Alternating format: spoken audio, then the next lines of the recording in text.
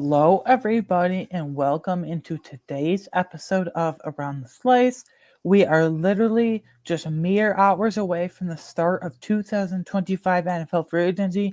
I'm freaking pumped. This has been building for weeks, and over the weekend, over the last couple days, my excitement has just bubbled over even more.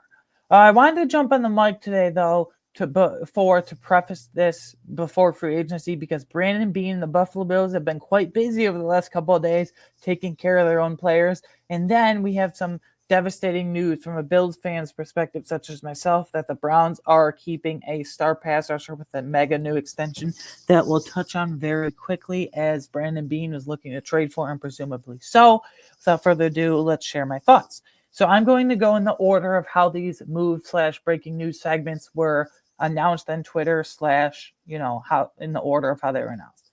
So first, in the last day or so, the Buffalo Bills, another day, another contract extension. They extended Khalil Shakir. They extended linebackers Terrell Bernard. And now they have extended defensive end Greg Rousseau.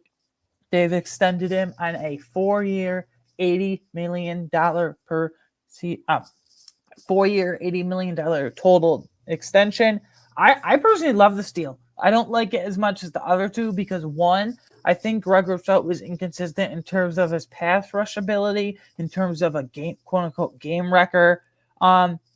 In my opinion, I might get some flack for this. I might get some heat for this, but I don't care. In my opinion, Greg Rousseau is not a number one game wrecker type pass rusher. The Bills just don't have that. He's more of a 1B/true 2 second pass rusher. Ideally, he would be a second starting pass rusher on a team, not forced to be a number one, because Greg Rousseau is a really stout run defender, but unfortunately, he's a bit lacking and inconsistent at times. He'll have a stretch of 2 or 3 games where, like, my man, Greg Rousseau, that's the 4-1 pick, and then you're like, where the hell is Greg Rousseau? Where the hell is Greg Rousseau? Is he going to show up today? Where the hell is he? So, that's just where my thoughts at.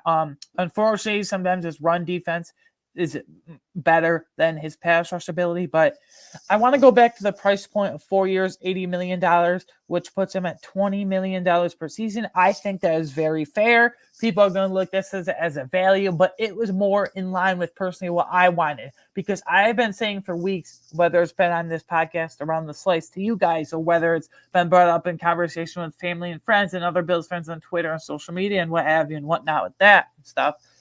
I said if the Bills and Brandon Beane, more specifically Brandon Beane, gives Greg Rousseau a contract worth anything over $22 million per season, it's an overpay. That was just my personal opinion. In Spot Track, which I've referenced multiple times in this podcast, awesome resource for free agency and nerdy contract stuff that I'm into and all that number crunching, nerdy stuff like that. Spot Track for the longest time has projected since the season ended, really this entire offseason, all this time now, for a new 4-year, $100 million deal for Greg Rousseau. 100 divided by 4, that's firmly $25 million per season. That would have been a gross overpay in my opinion. So while you guys out there might think it's value, I think 19, 20, 20 to 22, somewhere in there is perfect value, perfect market contract for Greg Rousseau. 4 years, 80, $20 million per year. Boom, that's where we're at. I really am liking that. I just really hope they trade for a Trey Hendrickson or sign a Josh Sweat or sign some ancillary pieces like a Derek Barnett, a Malcolm Koonce. You can go check out my defensive and offensive, for that matter, but specifically defensive free agent targets that we've been previewing over the last 2 or 3 weeks or so, leading up to free agency. Awesome times here at Around the Slice. Next news that broke, this isn't really like breaking news in terms of the whole landscape of the league, but for the Buffalo Bills it is. The Buffalo Bills announced that they re-signed long snapper Reid Ferguson, who will be 31 years old next month.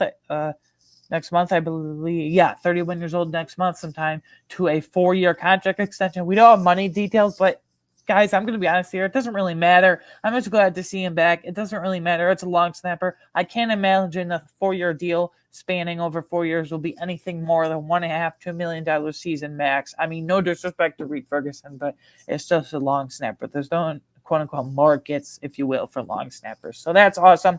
Fun fact, Reid Ferguson, he's been on this team for damn near forever. It's astonishing how long he's been on this team when you really think about it. 9 total years. I mean, this guy dates back to the end of the Rex Ryan era in 2016 as an undrafted free agent. That was his quote-unquote rookie year as a long snapper, as a UDFA undrafted free agent.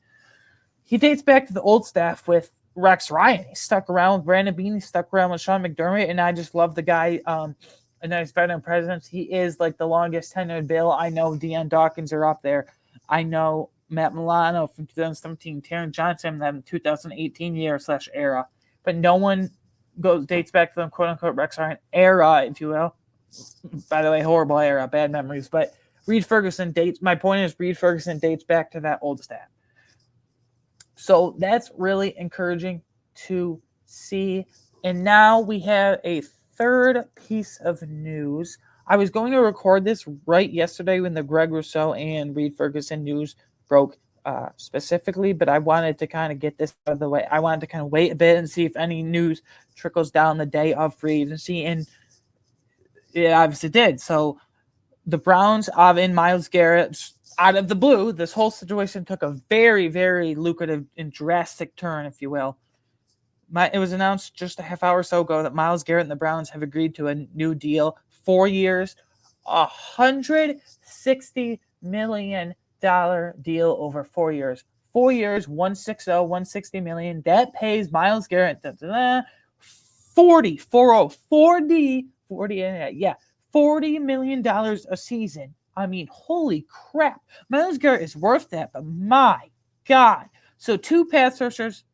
Well, let me get this out of the way. The Cowboys for Micah Parsons and the Bengals for Trey Hendrickson, respectively, are probably pissed at the Browns owners and GM Andrew Bear and head coach Stefanski, specifically Barry, as the GMs negotiate the deals 100% of the time. They got to be pissed. Anyway, 2 pass rushers in the last week, that have taken off the market for the Bills. Max and Brandon Beane. Max Crosby has signed a market resetting contract with the Raiders to stay there for 3 more years, and Myles Garrett has signed a market resetting contract with the Browns to stay there in their quote unquote standoff. The timeline of this entire situation is so weird. So just a few weeks ago, he requested a trade. He said it's never about money. The goal is never go from the Cleveland to Canton. He wants to be on a contender. He wants to win a Super Bowl too, at least one. And then it was reported that he's shutting the Browns out. He won't even entertain going to the negotiating table with Andrew Barry and company to sign a contract extension. And then just a couple of days ago, 2 or 3 days ago or so, Myles Garrett requests a meeting with the Cleveland Browns. Mind you, Myles Garrett is a top 3, if not best Cleveland Brown of all time, right there, Jim Brown, Joe Thomas. He requests a meeting face-to-face with Jimmy Haslam himself so he can tell him his side of the story. Jimmy Haslam shuts him out and is kind of a jerk about that horribly run franchise. And then today, he gets thrown a literal bag of money at him. He says, "Oh, yeah, I'll sign."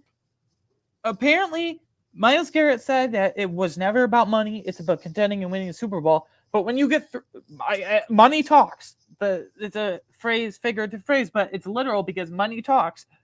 First, he says it's not about money. It never has been, blah, blah, blah. It's about winning a Super Bowl, being a contending team, multiple playoff appearances, multiple playoff wins, and hopefully Super Bowl 2, at least one.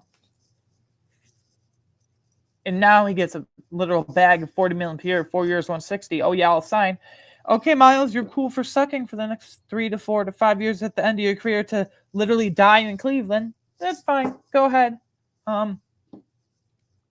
Whatever. The Bills weren't going to be able to afford that anyway, but Trey Hendrickson, the Bengals on a first-round pick for him. I do it because our first-round pick, meaning the Bills, our first-round pick is 30 overall, so that's not really a big deal to me. 30th overall. Who cares? You're going to take a rookie pass rusher, most likely anyway, so might as well get Trey Hendrickson, who's 100 times better at this point.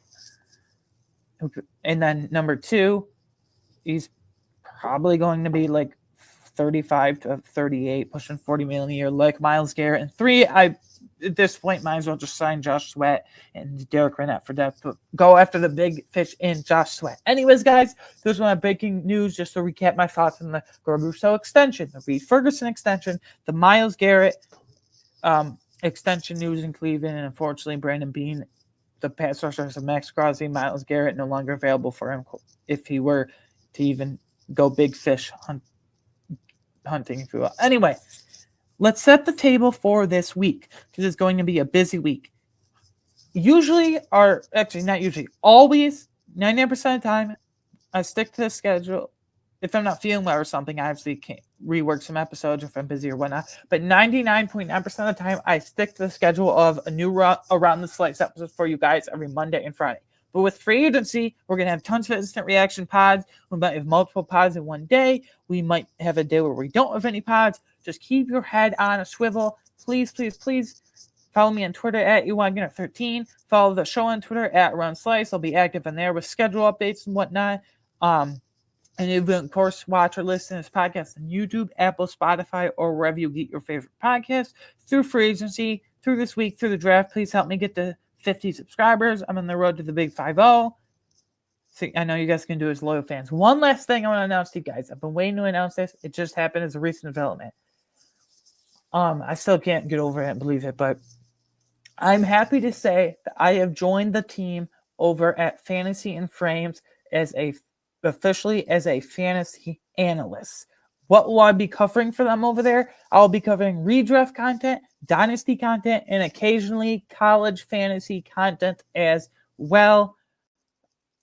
Again, my official title is Fantasy Analyst, and once again, I will be covering redraft, dynasty, and college fantasy content on occasion as well. You can find my content in written form or in podcast form, whether you're on the audio side of things or the YouTube side of things. Either way, I appreciate it, but whether you're on the audio side of things or the YouTube side of things, I will put the link to the Fantasy Frames website down below, as I've written multiple articles already and will be a ton this coming week. I'm doing sort of like instant reaction / fantasy implications breakdown articles. Say like Darius Slayton says to the Panthers, boom, within a couple hours later, there's an article. So yeah. And two, we're on audio and YouTube once again. I will share the link with you guys down there in the description of the Fantasy and Frames YouTube channel, as I will be on their shows multiple times, hopefully, and I'll be on a lot of the live shows on the Fantasy and Frames YouTube account and YouTube page, whatever you want to talk about it. Anyway, I'm ecstatic. Once again, hired a fantasy analyst for Fantasy and Frames. None of this could have been possible with you guys.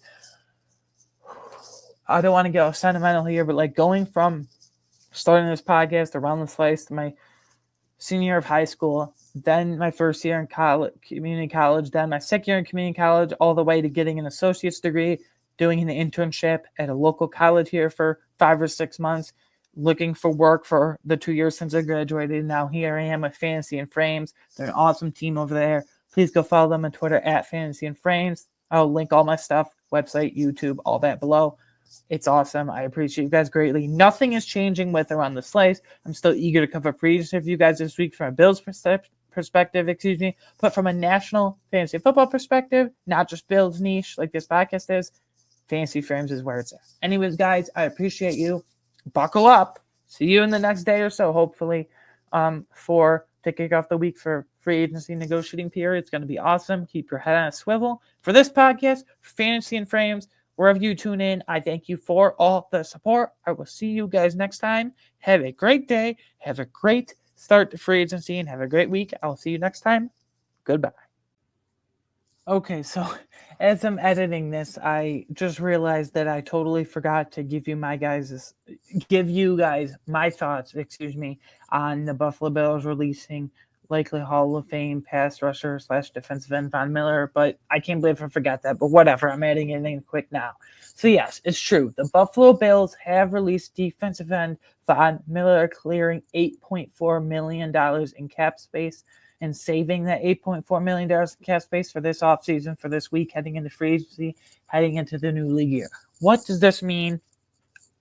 Well, it means that the Bills are clearing space to possibly get a star pass rusher like a Trey Hendrickson, like a Just Sweat, someone like that ilk. Look, personally, if it's a free agent, I want Just Sweat. If it's a trade, I want Trey Hendrickson. Either would be an astonishing move in a good way, in my opinion. What if my thoughts on Von Miller specifically? The dude's going to be 36 in just a week or two at the end of March. I don't see how he contributes whatsoever at any team anymore.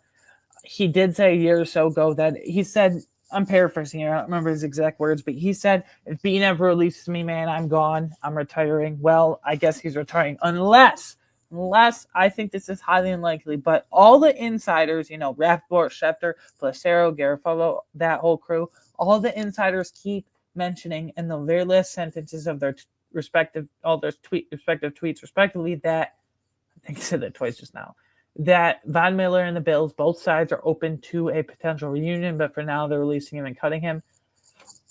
They can say that, but I don't really see Von Miller settling for a fourth or fifth designated / specialist / situational pass rusher on 3rd and long, 4th and long.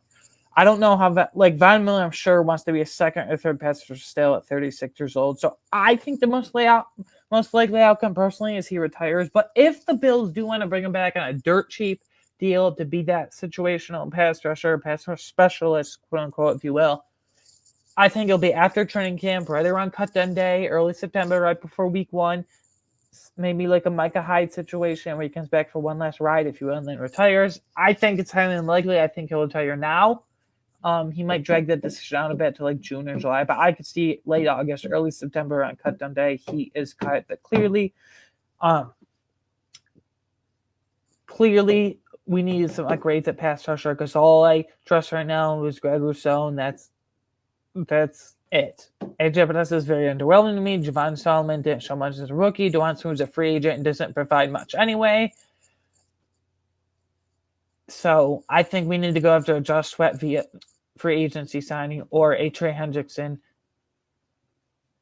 via trade. So anyways, I just wanted to add that in quick as I'm editing. I can't believe I forgot a huge move like that, but it's fine. Anyways, guys, I already did my whole spiel at the end of the previous part of before that I did in this segment, so I'm not going to bore you guys with the details of all that again. But anyways, I will see you next time for the second time this episode because I'm adding this in after the fact. Thank you for support as always. Have a great week. Have a great day. Great start to free agency. Once again, goodbye.